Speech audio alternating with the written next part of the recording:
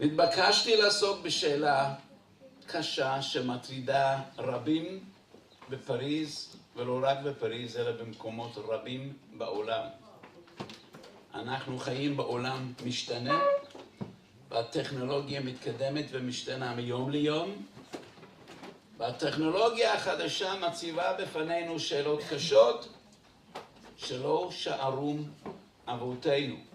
והרבה פעמים אני חושב שהדור שלנו צריך פוסקים גדולים כמו הרמב"ן והרשב"א כדי לפתור את השאלות הקשות שיש לנו היום, אבל אין לנו גדולים כאלה. ואין לנו מנוס, ואנחנו חייבים להתמודד ולהתפלל שקדוש ברוך הוא יכוננו דעת וחוכמה לפתור את השאלות הקשות שמתעוררות יום יום.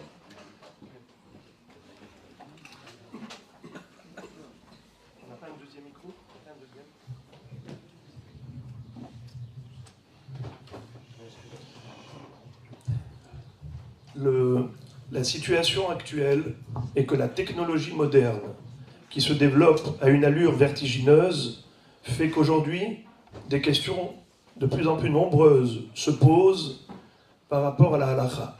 Et on ne sait pas comment faire. Normalement, pour pouvoir trancher dans des questions aussi délicates, il aurait fallu des grands illustres de la Torah, tels que les Rishonim, le Ramban Nachmanide, le Rashba. Or, de nos jours, nous le savons, on n'a pas des maîtres de cette dimension.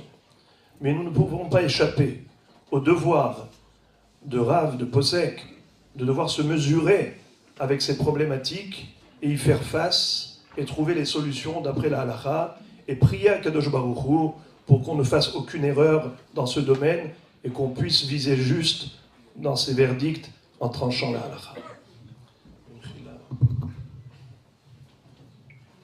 אז השאלה המסוימת שבה אנחנו עוסקים היום, האם מותר לו לאדם להתקרב לביתו, לחדר מדרגות, כאשר על ידי התקרבותו וכניסתו לבית נדלקת התאורה?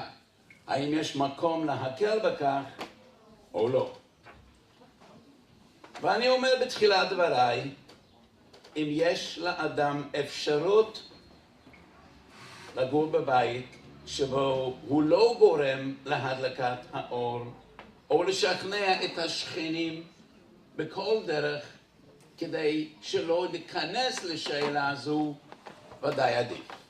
בירא שמיים צריך לעשות השתדלות, או לשכנע את השכנים שבשבת ישנו את המערכת, או לגור בבית שבו הוא איננו נתקל בבעיה הזו, אבל אנחנו חייבים לדון בשאלה כאשר זה לא מתאפשר.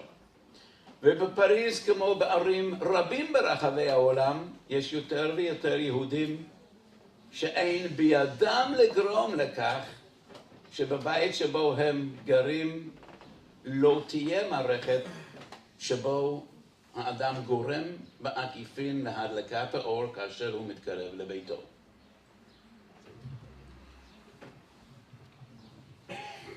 Ce soir, on va se focaliser sur la question essentielle, à savoir, quelle est la halakha? Est-ce qu'on a le droit, oui ou non, d'entrer dans un tel immeuble où l'allumage se déclenche automatiquement?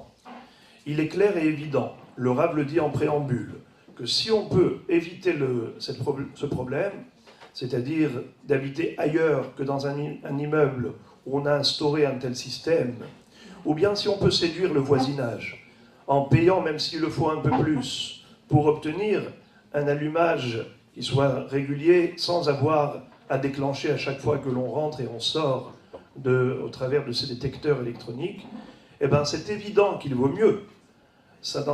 Il n'est pas question d'aller directement devant le problème halakhique si on peut l'éviter. Mais le Rav parle des cas où, malheureusement, aujourd'hui, on se retrouve confronté à une réalité et on ne peut pas se débrouiller autrement. אז קודם כל צריך לברר מה איסור יש בכלל בהפעלת מערכת חשמלית. לפני קצת יותר מ100 שנה, כאשר החשמל הפך להיות לדבר מקובל, ובמדינות אירופה התקינו בכל עיר ועיר מערכות של חשמל גם בבתים פרטיים דנו גדולי ישראל, האם יש איסור בהפעלת מערכת חשמלית בסגירת מעגל חשמלי, ומה איסור יש בכך? ושלושה דרכים עיקריות יש בסוגיה זו. מה איסור יש כאשר אדם סוגר מעגל חשמלי? יש דרכו של הבית יצחק, של החזון איש, ובהמון צניעות אני אומר, ובהרבה ענווה, שבספר שלי כתבתי מה שנראה לי כדרך שלישית. Cela va faire plus d'un siècle que la notion de l'électricité est apparue dans le monde. Et on a commencé à exploiter ce système. Et lorsque ça a été innové, la question évidemment a été posée auprès des Gdolé Israël, à savoir, est-ce qu'il y a un problème le jour du Shabbat que de se servir de l'électricité? Par rapport à cela, on a trois façons de comprendre l'éventuel issour qui s'y trouve. Il y a la Shita du Chazon Ish, la Shita du Bet Yitzhak, et le Rav dit avec toute modestie ce que lui a également développé comme thèse pour expliquer le vrai problème de l'utilisation d'un système électrique le jour du Shabbat. הבית יצחק היה גדול הפוסקים בגליציה לפני 130 שנה. ובספר שלו, שאלות ותשובות בית יצחק, חלק ב' יורדי סימן ל"א, הוא כותב שסגירת מעגל חשמלי יש לו איסור מצד מויליד. במסכת ביצה דף כ"ג למדנו שאסור להוליד ולהביא לעולם דבר חדש בשבת. זה לא מלאכה דאורייתא, אלא איסור דרבנן. למשל, אסור לרסק שלג וקרח בשבת כדי לקבל מים, משום שלקחנו קרח שהוא מוצק, סוליד, הפכנו אותו לנוזל, ליקוויד, ולכן זה מוגדר כמלאכה מדרבנן. כך אומר בית יצחק, כאשר אנחנו מדליקים את האור ומקבלים משהו חדש שלא היה כאן לפני כן, יש בזה איסור דרבנן. זה דרכו של בית יצחק. החזון איש בר החיים סימנון אומר שיש חשש מלאכה דאורייתא של בונה. אף על פי שלכאורה זה לא דומה לבונה. אומר חזון איש, כאשר אנחנו סוגרים מעגל חשמלי ושני חלקי מתכת נוגעים זה בזה, אחד חיובי, אחד שלילי, וזה גורם לזרימה של חשמל, אלקטרונים, הרי זה דומה לבונה, ויש בזה חשש מלאכה דאורייתא. La première chita, c'est celle du Bet Yitzhak. Dans le Yoreh Deach et l'Ekbet Siman Lamed Aleph, le Bet Yitzhak va nous enseigner qu'il y a un problème lorsqu'on utilise un système électrique qui est le suivant. C'est la notion de molid. On sait que dans Masechet Betza, on nous enseigne qu'il est interdit Shabbat ou Yom Tov de produire quelque chose de nouveau. Quel est l'exemple type? Par exemple, broyer de la neige ou de la glace entre ses mains, entre ses doigts. On transforme un solide en liquide.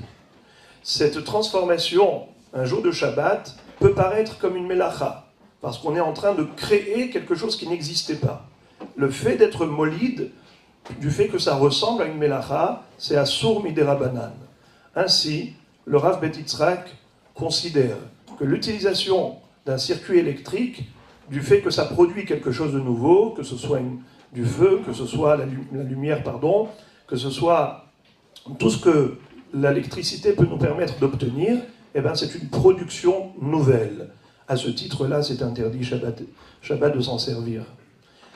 Le Chazon Ish dit que ça relève d'un autre registre. L'interdiction de se servir de l'électricité, c'est parce que lorsqu'on associe le positif avec le négatif, alors il y a un circuit qui se referme. La notion de bonnet apparaît. Bonnet, c'est d'associer différents éléments pour construire quelque chose d'entier, de parfait. Là aussi, du fait que nous allons relier différents éléments qui vont former une seule entité, c'est un circuit électrique qui va se refermer sur lui-même, alors on est bonnet. Voilà comment le Chazon Ish a innové cette idée de bonnet par rapport à l'utilisation de l'électricité. À ce titre-là, il veut interdire min ha-Torah. Donc c'est différent du Bet Yitzhak, qui selon lui, c'est interdit comme Midei Rabbanan.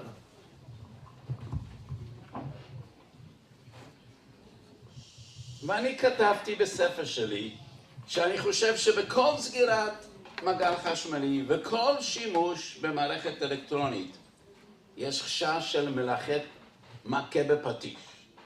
וזה לפי הירושלמי במסכת שבת דף מ"ד עמוד א', יש דברים מקודשים בירושלמי. שם מסופר שרבי יוחנן וריש לקיש, גדולי האמוראים, למדו מלאכות שבת 3.5 שנים. 3.5 שנים הקדישו רק ללמוד מלאכות שבת. ובסוף 3.5 השנים באו רבים לשאול שאלות. כל המלאכה שהיה דומה לאחד מל"ח המלאכות קבעו שהוא תולדה. כל מלאכה שלא היה דומה לאף אחד מל"ח המלאכות קבעו שהיא מלאכת מכה בפטיש.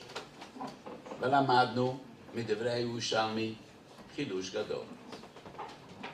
שבעצם קודם כל התבוננו במלאכות. האם ראוי שיהיה להם שם מלאכה או לא, ורק אחר כך קבעו איזו מלאכה יש כאן. והם לא אמרו, אם זה לא דומה לאף אחד מל"ט מלאכות זה לא מלאכה. קודם כל החליטו שזה חייב להיות מלאכה. משום שיש בו חידוש, משום שיש בו יצירה, משום שיש בו חשיבות. והם לא מצאו דמיון לאף אחד משאר המלאכות, קבעו שמלאכה זו מכה בפטיש. ולפי הדברי ירושלמי למדנו שכל דבר שיש בו יצירה, חידוש, חשיבות, אף על פי שהוא לא דומה לאף אחד משאר המלאכות, בצד החשיבות והחידוש שבו הוא בכלל מלאכת מכה בפטיש. ואני חושב שאין היום בעולם דבר שהוא כל כך חשוב לתעשייה, לשלום הבריות, לרווחת כל אדם בביתו, כמו סגירת המעגל החשמלי. ללא חשמל, כמעט שאנחנו חוזרים לתקופת האבן. אין לך דבר היום שהוא חשוב יותר מאשר סגירת המעגל החשמלי, ומשום כך אני סבור שכל שימוש באלקטרוניקה ובחשמל, כל סגירה של מעגל חשמלי, יש לדון בו מצד מלאכת מכה בפטיש, לפי דברי הירושלמי. Kvod Harav a rappelé la raison pour laquelle il considère que se servir d'un système électrique le jour du Shabbat, on serait en infraction par rapport au Issour bien connu, Maké Bepatish. C'est l'un des 39 travaux interdits Shabbat qui représente tout ce qui est finition de fabrication. Lorsqu'on répare un ustensile, lorsqu'on complète une fabrication, alors on est dans l'accomplissement d'une melacha maké bepatish. Le Rav a rappelé ce que nous enseigne la Gemara dans le Yerushalmi Daf Mem Aleph, que pendant 3 ans et demi, Rabbi Yochanan et Rish Lakish ont étudié les melachot de Shabbat. Et ils ont trouvé que chacune des melachot a 39 toldot. Et comment est-ce qu'ils sont arrivés à ces déductions? Tout simplement par le trait de caractère qui caractérise chaque melacha. Chaque melacha type, elle a son idée essentielle, ce qu'elle est censée véhiculer. Et c'est ce caractère de la melacha qui nous permet d'en déduire qu'est-ce qui s'appelle tolda.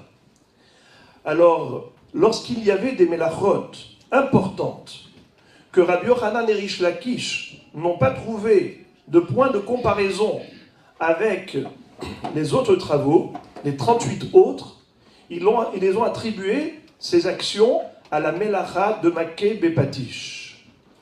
Sous-entendu que le Yerushalmi considère qu'il y a des actions importantes qui sont d'emblée considérées comme étant une Melacha.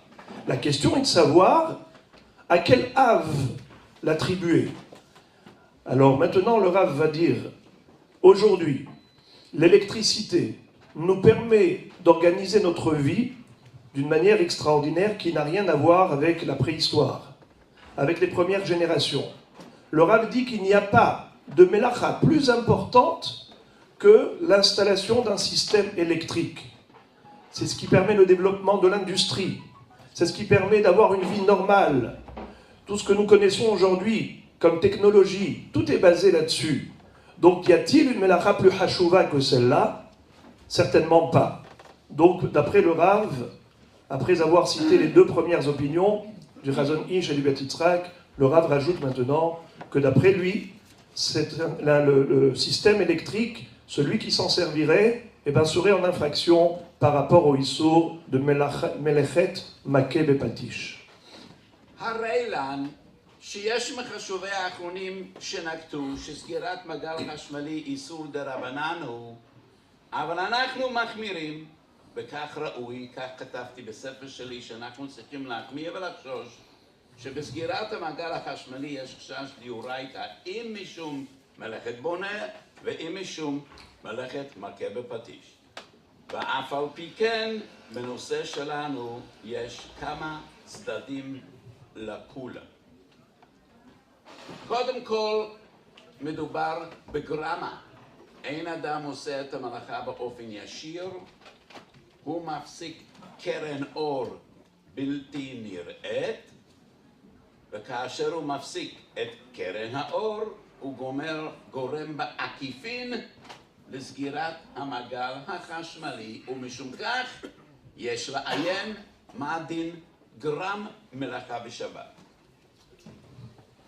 Le Rav a écrit dans son livre Mintrat Asher que finalement, après analyse de ces trois chitotes, bien que le Beit Yitzhak considère que l'utilisation d'un circuit électrique n'est que Issur des Rabbanan de Molid, comme on l'a expliqué tout à l'heure, mais étant donné que selon le Chazon Ish, c'est Issur Midoraita, et également comme le Rav lui-même l'a expliqué que ça relève d'un Issur de Oraita qui s'appelle Makkeh Bepatish, il y a lieu évidemment de prendre cela en considération et de s'interdire de manière rigoureuse et stricte toute utilisation de l'électricité.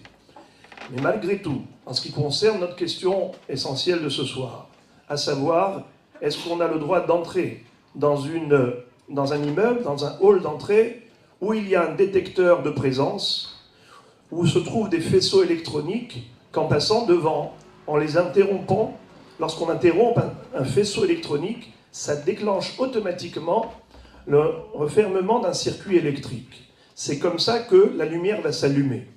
Quand on coupe ce faisceau électronique, ça déclenche un circuit électrique qui se referme, le refermement du circuit électrique. Et c'est comme ça que la lumière s'allume. Mais du fait que l'homme n'a pas l'intention de le faire, mais indirectement ça se fait. C'est-à-dire, il rentre et voilà que ça s'allume. Est-ce qu'il y a lieu de reconsidérer la question? יש שתי סוגיות שעוסקות בדין גרמה במלאכות שבת. במסכת שבת דף קכ כתוב שגרמה מותרת. אבל בבבא קמא דף ס עמוד א' אמרו חז"ל שהזורע ורוח מסייעתו יש בו מלאכה, כי מלאכת מחשבת אסרה תורה, ורש"י כותב מכיוון שנעשית מחשבתו יש כאן איסור. אף על פי שהוא השתמש בכוח הרוח והוא רק גרמה, אז למה בשבת דף קכ למדנו שהוא מותר לכתחילה לגרום מלאכה בשבת? האחרונים מתרצים בעיקר בשתי דרכים. בספר זרע אמת שהיה מגדולי ספרד הוא כותב שאם התוצאה היא מיידית, גרמה אסורה, אם התוצאה היא מאוחרת, גרמה מותרת. האחייזר, הרב גרודז'נסקי, בספרו הידוע, כותב שאם כך דרך עשיית המלאכה כל השבוע, גרמה אסורה. אם המלאכה נעשית בדרך משונה וחריגה לא מקובלת, גרמה מותרת. לפי שתי הסברות, לכאורה היינו צריכים להחמיר בגרמה שלנו, כי המלאכה היא מיידית והמערכת בנויה ועשויה, וכך היא פועלת כל השבוע והיא איננה חריגה. À propos de la notion de gramma, c'est-à-dire lorsqu'on déclenche un résultat de manière indirecte, ça s'appelle gramma, causer indirectement. Est-ce que cette action est permise Shabbat ou interdite? Dans la Gemara Shabbat d'Av Kufraf, il est écrit à propos du pasuk Lota ase kol melacha, la Gemara dit Asiya ide asir hagrama share, c'est-à-dire on n'a pas le droit de faire une action de melacha de manière directe, mais si on fait indirectement, c'est permis. Mais pourtant, les Acharonim posent la question, c'est que dans Masechet Baba Kama d'Av Samer, il est écrit que Zoré, veruach mesayato, alors si c'est des Shabbat, il est chayav. Quelqu'un qui va vanner, c'est-à-dire qui va séparer le grain de blé de son écorce en prenant des pelles de céréales qui ont été battues, après le battage du grain, pour le séparer de son écorce, on le lève et on le soulève, on l'envole au vent. Le vent emporte ce qui est léger, c'est-à-dire l'écorce, et le grain qui est lourd retombe. C'est la melacha de Zoré. Si ça se fait Shabbat, comment est-ce qu'on le fait? En utilisant le vent, l'air. A priori, c'est Gorem, parce que lui, il n'a fait que lancer le blé en hauteur, et finalement, c'est le vent qui a fait cette sélection entre le grain et son enveloppe. Et malgré tout, la Gemara dit qu'il est chayav. Il est chayav s'il a fait une action pareille. Pourtant, c'est une gramma, c'est indirect. Selon la Gemara Shabbat, il devrait être patour. On a deux réponses, celle d'un Rav Sfaradi et d'un Rav Ashkenazi. Le Rav Zera Emet a dit que la notion de gramma, c'est une question de temps. Si l'effet est immédiat, ça ne rentre plus dans le guéder de gramma, ça s'appelle melacha. Si le résultat est instantané, ça s'appelle melacha, même si l'action est indirecte. Étant donné que le résultat est instantané, c'est considéré melacha. Le Rav Achiezer, le Rav Grodzinski, a écrit dans son livre que la différence entre les deux, c'est l'habitude. Quel est le système habituel? Si la chose, elle est atypique, c'est-à-dire que ce n'est pas la façon de faire habituellement, j'ai fait quelque chose maintenant qui a causé indirectement un résultat, eh bien ce n'est pas Assur Minatora, c'est Gramma. Et le Gramma, c'est Moutar. Et bien que ça a déclenché quelque chose, mais ce n'est pas habituel.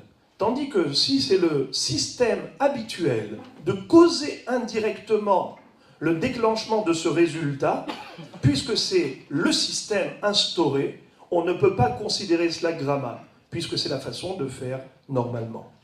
Selon ces deux approches, il y a lieu d'interdire lorsqu'on rentre chez soi, à la maison, dans son immeuble. Je déclenche, sans le vouloir, l'allumage. Je passe par là, et automatiquement, ça se déclenche. Automatiquement, ça se déclenche. Admettons que ça s'appelle indirect, et que c'est gramma, mais premièrement, c'est instantané, donc d'après le Zara Emet, c'est interdit.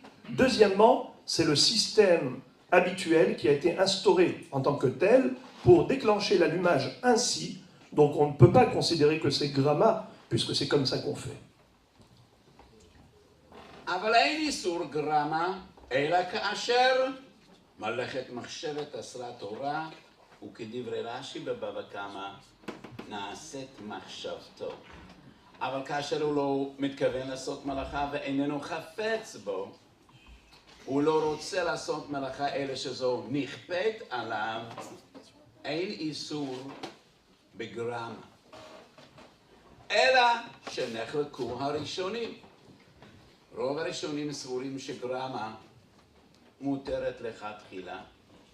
דעת המרדכי שאין היתר בגרמה אלא בהפסד. ושולחן ערוך והרמה בסימן של"ד פוסקים כמרדכי. אבל צער, שעת הדחק, דינם כהפסד, ואפשר להתיר את הגרמה בנסיבות האלה. ואין חשש מצד דברי הגמרא בבבא קמא כאשר הוא איננו מתכוון לעשיית המלאכה.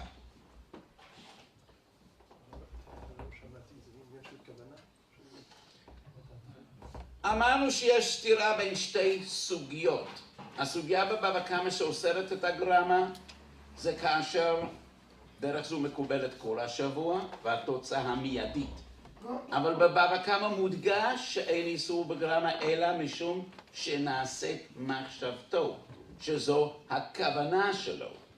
במקרה שהוא לא מתכוון לעשות את המלאכה ואיננו חפץ בה ובעל כורחו המלאכה נעשית על ידו, אין דינו כפסיק רישא, אלא יש בו היתר של גרמה. אבל כל ההיתר של גרמה, לדעת המחבר זה רק במקום הפסד. אבל הפוסקים אומרים שצער וטורח דינם כהפסד, וכשיש צער וטורח ושעת חק אפשר להתיר גרמה שאין בו כוונה. Très joli. Le Rav dit quelque chose de fabuleux. Nous avons ici la Sugya dans Masechet Baba Kama qui nous a dit que si le gramma est dans l'intérêt de l'homme, c'est-à-dire Na'asit Machashavto, tel que Zoré Veruach Mesayato. Donc il va lancer le grain pour vanner, c'est sa volonté. Sa volonté, c'est d'utiliser le vent. Donc bien que la Gemara appelle ça gramma, malgré tout, la Gemara l'interdit. À quel titre? Na'asit Machashavto. Tandis qu'une gramma où l'on Na'asit Machashavto, on doit déduire de cette Gemara que si ce n'est pas la volonté de l'homme, bien que ça s'est fait indirectement, ce n'est pas considéré comme une melacha. Donc le Rav veut dire qu'étant donné que quelqu'un qui veut rentrer chez lui n'a pas l'intention, n'a pas de volonté d'allumer, de déclencher cet allumage, donc bien que ça s'est fait automatiquement, il a été gorem cette chose, automatiquement ça s'est allumé, mais étant donné que ce n'était pas sa volonté, il y a lieu de considérer que c'est une gramma permise. Ça appartient à la Sugya de Shabbat et non pas à la Sugya de Baba Kama. Dans Shabbat, on a permis gramma, dans Baba Kama, on a interdit gramma. De quoi cela dépendait? De Na'asit Machashavto. S'il a une vocation, s'il a un objectif, et c'est son objectif d'utiliser le gramma, là c'est assourd. Le Rav dit que malgré tout, la porte n'est pas grande ouverte. Étant donné que le Mechaber dans Siman Shin Lamed Dalet, à propos de Dleka, lorsque quelqu'un met des tonneaux autour de l'incendie, autour de la flamme, et que ces tonneaux éclatent, et cette eau va éteindre le feu, cette gramma-là, est-ce qu'elle est permise? Le Mechaber dit que c'est permis. Mais Bemakom Hefsed, Bemakom Dleka, pour éviter une perte d'argent. C'est ça ce qui fait que c'est permis. Sinon, si ce n'est pas Bemakom Hefsed, il y a un sourd des Rabbanan d'être Gorem. Maintenant, les poskim disent que quelqu'un qui souffre, un tsahar ou un dohak, c'est-à-dire dans une situation très difficile, insupportable, les situations pareilles sont équivalentes à une situation de hefsed. C'est l'équivalent de hefsed. De la même façon qu'on a permis de faire un gramma pour éviter un hefsed, on a le droit également, même Miderabanan, c'est permis d'être gorem, une melacha, si on n'a pas pour vocation, premièrement, d'atteindre cet objectif, et deuxièmement, il y a une souffrance qui est considérée comme un hefsed, comme une perte. אז צד אחד להקל בנידון דידן, זה מצד שמדובר בגרמה, והוא לא רוצה לעשות את המלאכה, והיא נכפית עליו בעל כורחו, ומכיוון שמדובר בצער וטורח, יש מקום להקל מצד גרמה. סוגיה נוספת מקורה בשבת ק"ה, שם הראשונים דנים במה שכתוב בבבלי ובירושלמי. שאם צבי או חיה אחרת נכנסה לביתו של אדם, האם מותר לו לנעול את דלת הבית, או שמא יש חשש של צידה? נחלקו הרשב"א והר"ן. לדעת הרשב"א מותר לו לנעול את ביתו גם אם כוונתו לצוד את הצבי. הוא רוצה צבי, והוא שמח שזה נכנס. מותר לו לצוד את הצבי מכיוון שבמלאכה הזו הוא גם מעוניין לשמור על החפיצים שבביתו. הר"ן סבור שאם הוא מתכוון לצידה זה אסור, אבל גם לפי שיטת הר"ן, אם הוא לא מתכוון לצידה, מותר לו לנעול את הבית אף על פי שזה פסיק רשע. ואנחנו לא חוששים לפסיק רשע, והאחרונים מתקשים להסביר למה אין כאן איסור מצד פסיק רשע. Il y a une deuxième sugya qui traite de ce même sujet. La Gemara dit dans Masechet Shabbat que si il y a eu une gazelle, un cerf, qui est entré dans la maison, a-t-on le droit de fermer la porte de la maison, sachant pertinemment qu'au travers de cette fermeture de porte, on va capturer le cerf? Est-ce que j'ai le droit de fermer la porte? Il y a une interdiction de tzeda. C'est un sourd Shabbat de capturer des bêtes, c'est une melacha de tzeda.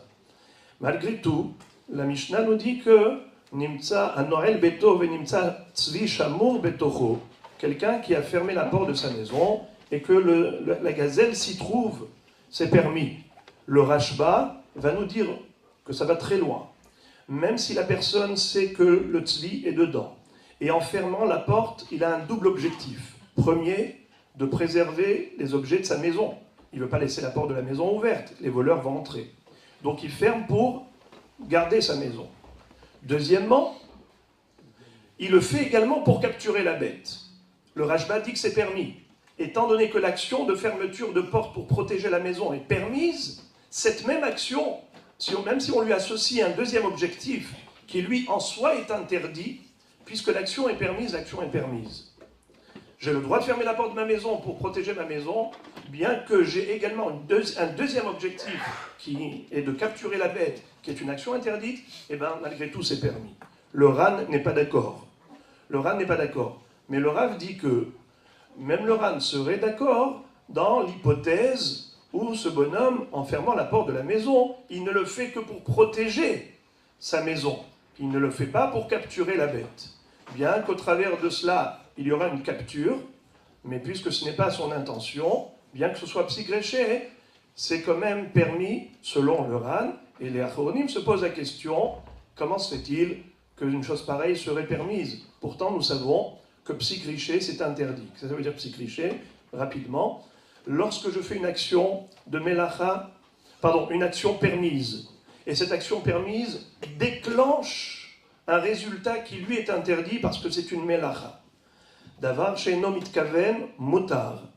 Mais quand est-ce que c'est permis? Que si le résultat n'est pas certain. Ce n'est pas sûr qu'en faisant l'action A, je vais déclencher une action B qui est une melacha. Ce n'est pas sûr. Peut-être oui, peut-être non. Là, c'est permis. Mais si on est certain qu'avec l'action A qui est permise, on va déclencher une action B qui est interdite, ça s'appelle psygrisha et c'est interdit. Donc là, en fermant la porte de la maison, même s'il n'a pas l'intention de capturer la bête, mais c'est une évidence. Alors pourquoi est-ce que ce serait permis? Pourtant, psygrisha, c'est interdit. אני מתנצל שהזמן שלנו קצר, 50% יורד על התרגום. אז אנחנו צריכים... Le Rav a dit que 50% du temps passe avec la traduction, donc il s'excuse si ce sera un peu plus long. Il va peut-être même abréger. Non, Tzibur lo rotze sharav yekatzer. On peut y aller tranquille. Ouais. Ouais. À la fin. Il y a des gens qui comprennent pas.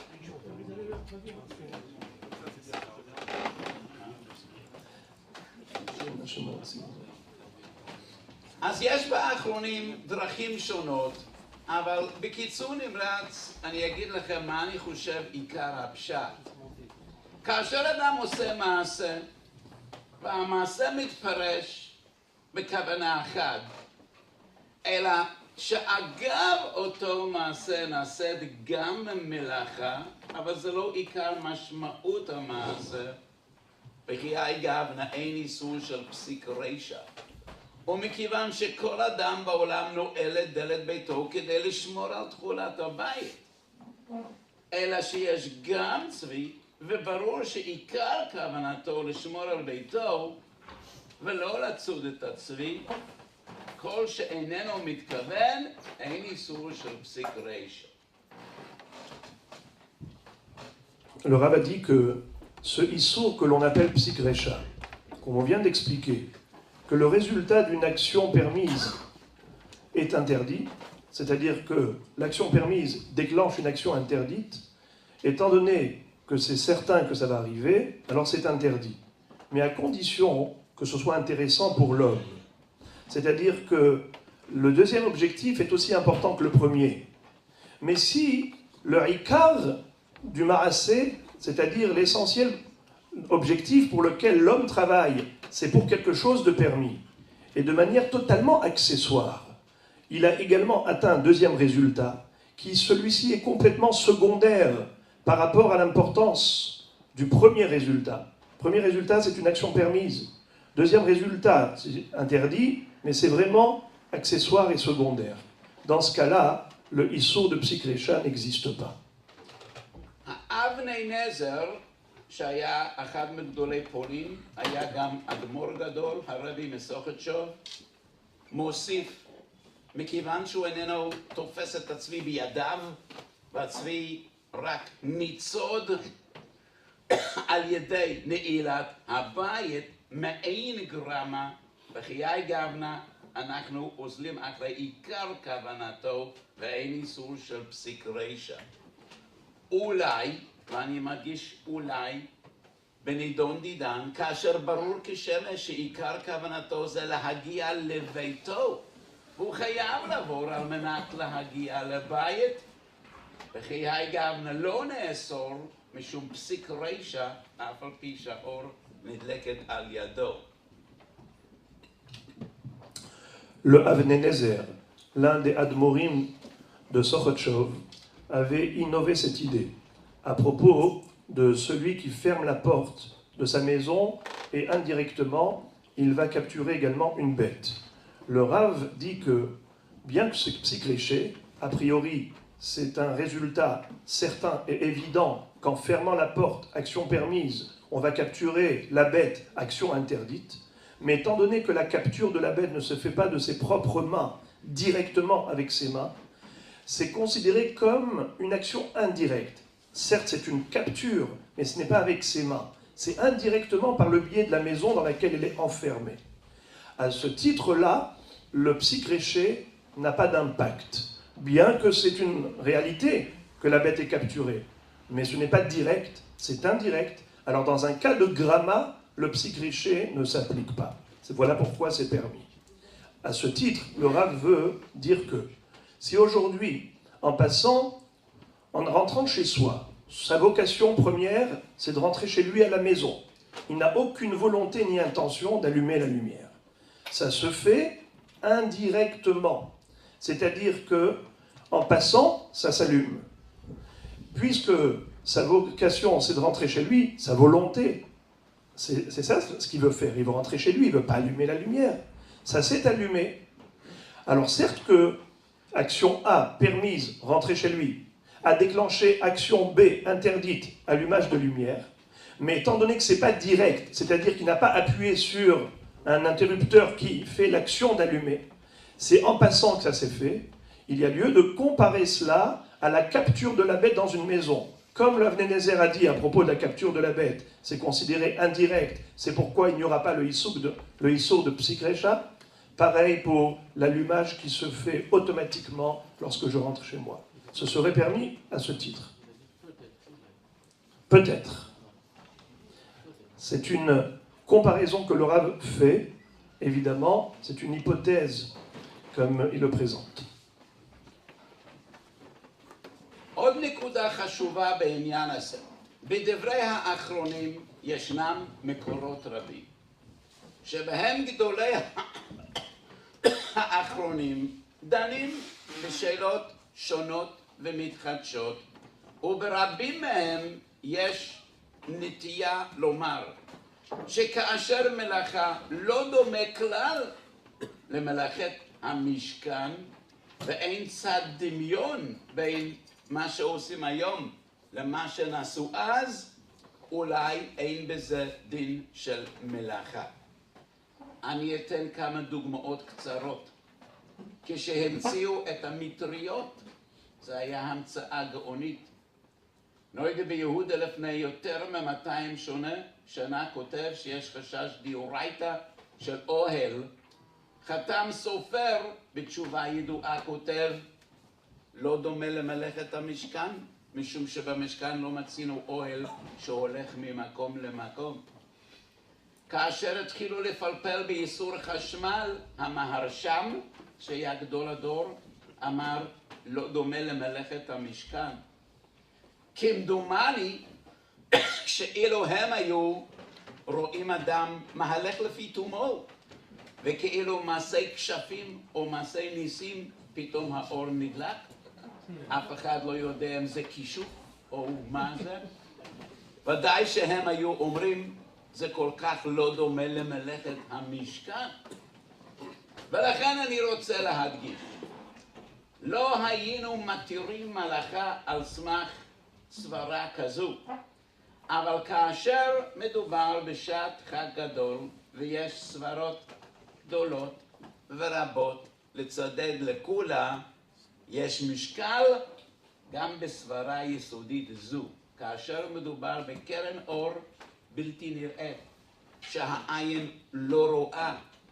האדם הפרימיטיבי לא היה מקשר, מה פתאום, מה זה קשור לאדם? אדם הולך והאור נדלק, ספק אם אפשר לדון בכך דין של מלוך.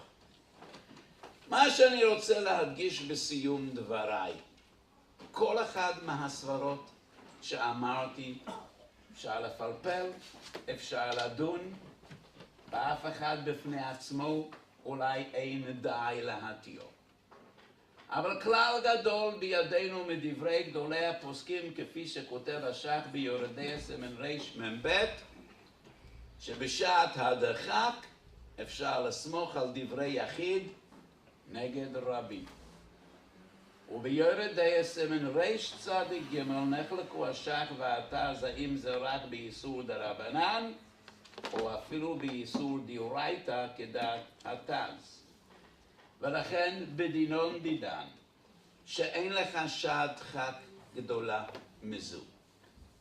אנשים מבטלים עונג שבת ושמחת יום טוב, או שהם מחכים הרבה זמן מחוץ לבית עד שהם יכולים להיכנס, או שהם ספונים בתוך הבית בלי יכולת לצאת, מכיוון שמדובר בשעת חג ויש צדדים רבים לכולה.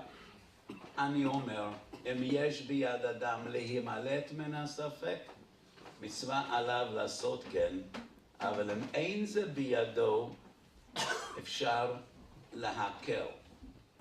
באיזה תנאים אפשר להקל? צריך להשתדל לא ליהנות מן המלאכה.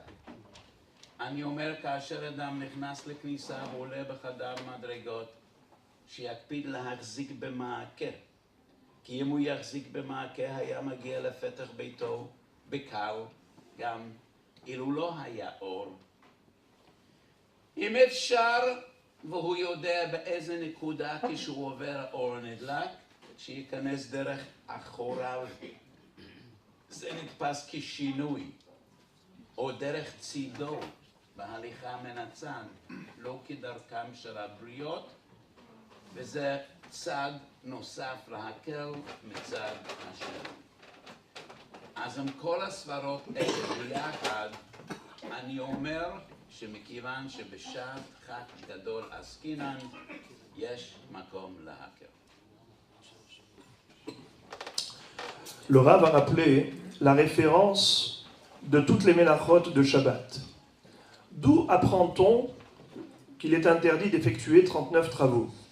C'est le Mishkan qui sert de référence. tout ce qui a servi pour le Mishkan, c'est-à-dire les opérations qui étaient nécessaires pour la construction du Mishkan, c'est ce qui est défini comme étant Melacha. À ce titre-là, il y a des actions aujourd'hui qui n'ont rien à voir avec le Mishkan. Donc certains Aharonim qui ont dû se mesurer avec les problèmes liés à la technologie moderne qui se développe autant, qui ont voulu dire que si l'action n'est pas similaire à celle qui était réalisée dans le Mishkan pour construire le Mishkan, il y a lieu de considérer que ce n'est pas une Melacha. Cette svara, le Rav dit que en soi, elle n'est pas très forte peut-être.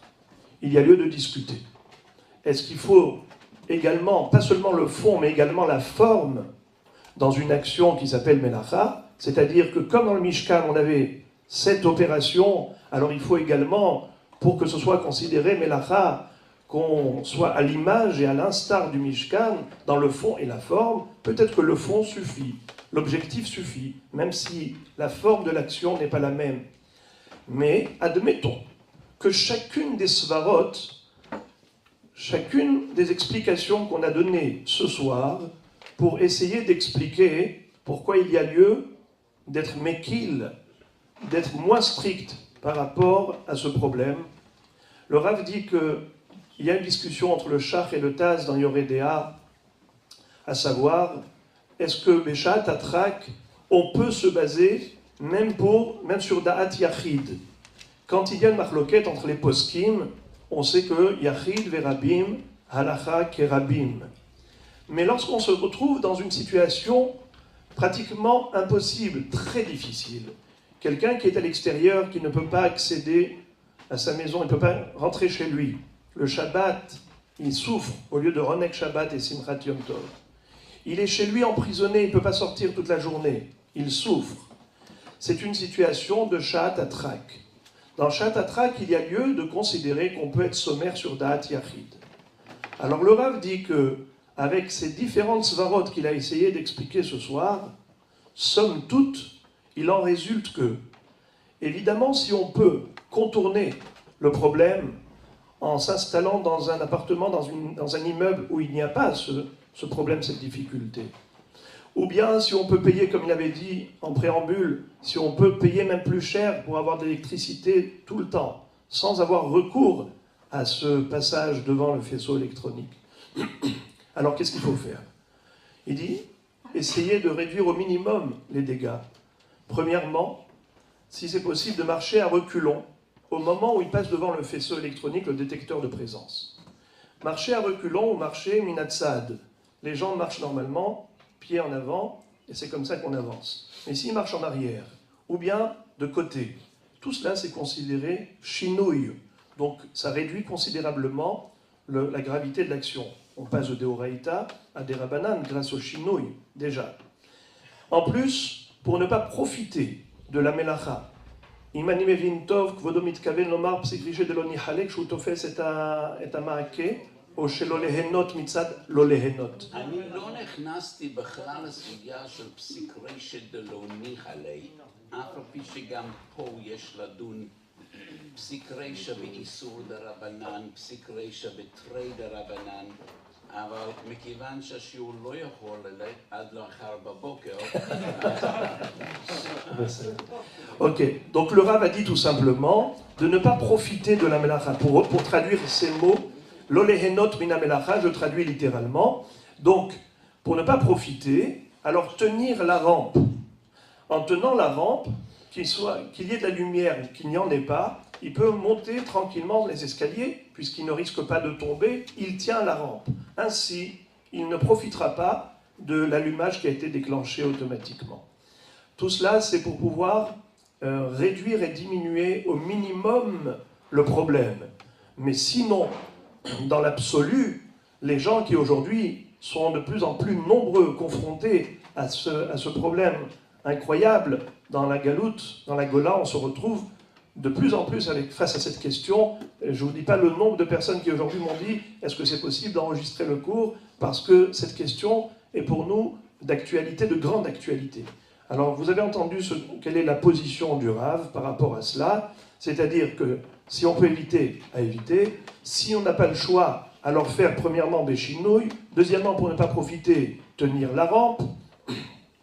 Et sinon, dans l'absolu, le Rav a dit qu'on compte sur les différentes chitotes qu'il a évoquées, même si elles sont discutables, da'at yachid, mais comme on dit les poskim, que Beshat Atrak, on peut compter sur da'at yachid, surtout lorsqu'on peut superposer les svarot les unes sur les autres pour obtenir un heter quelconque. מה שאני מבקש, מכיוון שמדובר בהלכות חמורות, ובעידן המודרני קל להיקשר במלאכת שבת, לא לדמות מילתא למילתא, אלא צריך לעשות שאלת חכם בכל שאלה ושאלה.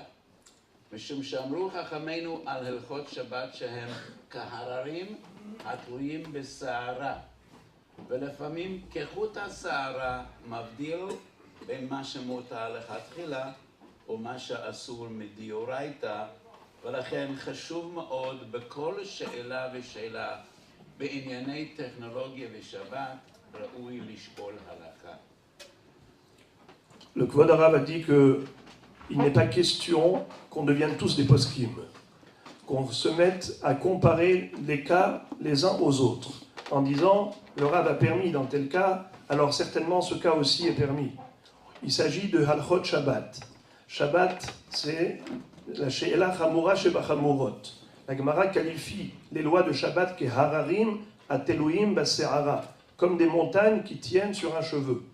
C'est-à-dire que c'est tellement fin et subtil, chaque svara est tellement profonde qu'il faut toujours poser la question à un Rav, agir avec beaucoup de délicatesse et de savoir être concerné par la gravité du problème et ne pas se trouver des chemins de facilité en se trouvant des solutions qu'on va soi-même inventer en faisant des comparaisons. Chaque question nécessite un traitement en soi et donc s'adresser toujours à un Rav Posek.